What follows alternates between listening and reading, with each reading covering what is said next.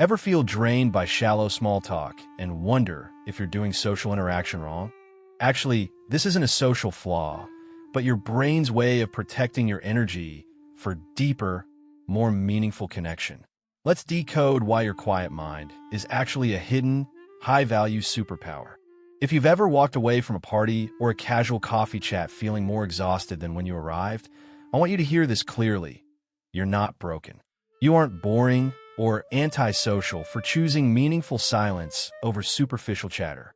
Please understand that you are not the problem in a world that seems to thrive on endless, shallow noise.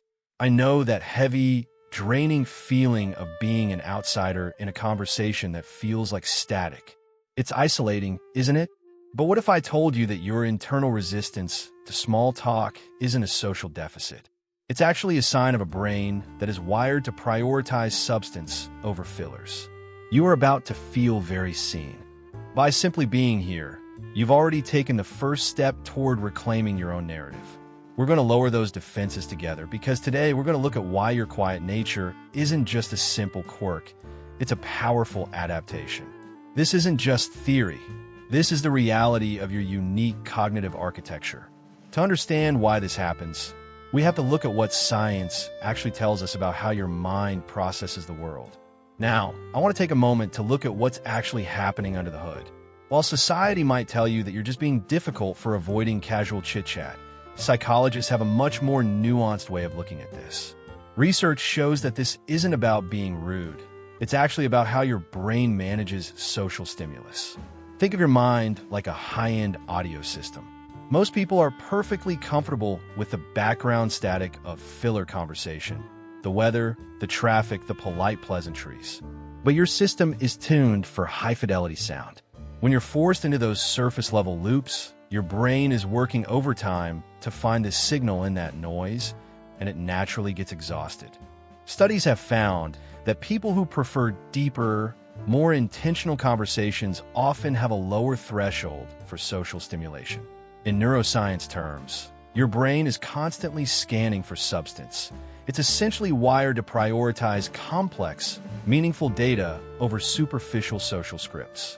This is why you crave that intellectual dopamine, that spark of energy you only feel when you hit on a topic that truly matters. You aren't broken, you're simply operating on a different frequency. By understanding this, we stop looking at your dislike for small talk as a glitch and start seeing it as a specialized way of processing the world. Now, let's break down exactly how this manifests in your daily life and why those specific personality quirks are actually your greatest strengths. Now, let's get into the heart of why your brain reacts this way. Think of these points as the layers of your unique psychological wiring. The dopamine mismatch. In social settings, most people get a hit of dopamine from small talk. It's the social currency of connection. For you, however, your brain finds little reward in surface-level interaction, making it feel more like static noise than genuine connection. The energy conservation hypothesis. Think of your mental resources as a finite battery. Your brain is constantly scanning for substance, and when it realizes a conversation is going nowhere, it instinctively starts power saving to protect your energy for more meaningful, high-value interaction. The authenticity trigger. Because you're naturally self-reflective, your brain creates a high barrier for entry in conversations. You aren't being difficult. You're simply prioritizing truth over the social scripts that everyone else seems to be following. But here's the wild part. We've been taught that this trait is a glitch, but in reality, your brain is just prioritizing a depth that modern society has completely forgotten. Think about your own experiences. How many times has your tendency to skip the filler actually allowed you to bypass a misunderstanding or save you from a mistake others made because they were too busy talking to really listen? You might be thinking, should I just try to act more extroverted to fit in? But here's the reality. If you trade your unique wiring to fit in, you're losing the very lens that makes your perspective so valuable. This brings us to a crucial turning point, where we stop trying to fix your wiring and start seeing it for what it truly is, a specialized high-level observation tool. Take a second to really think about that. How many times has this flaw actually saved you from a mistake others made? simply because they were too busy caught up in the noise to actually listen. You might be thinking, should I just try to act more extroverted to fit in? But here's the reality. If you trade your unique wiring just to fit in, you're losing the very lens that makes your perspective truly valuable. Let's look at this differently. What society often dismisses as a social flaw, like your natural exhaustion with loud crowds or your preference for staying home, is actually a deeply rooted psychological strength. When you feel the need to retreat from superficial interactions, it isn't because you are failing, it is because your nervous system is wired with a high sensitivity that allows you to perceive and process the world more acutely than most. Think of your detachment as a form of adaptive realism.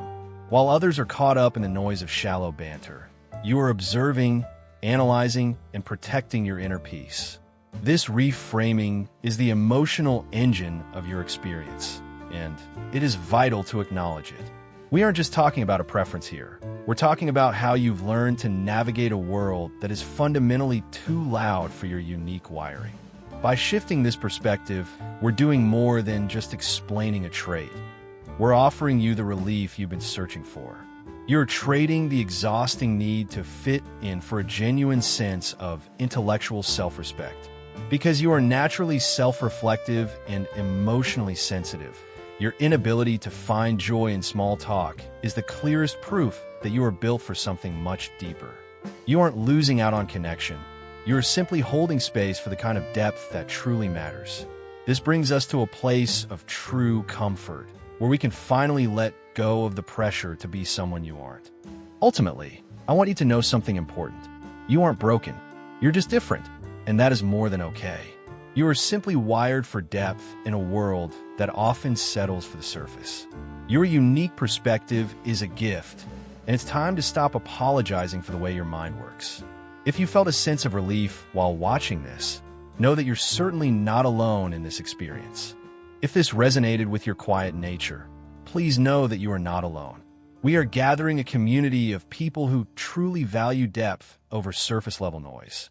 If this feels like home to you, please subscribe, and let's find our people in the comments.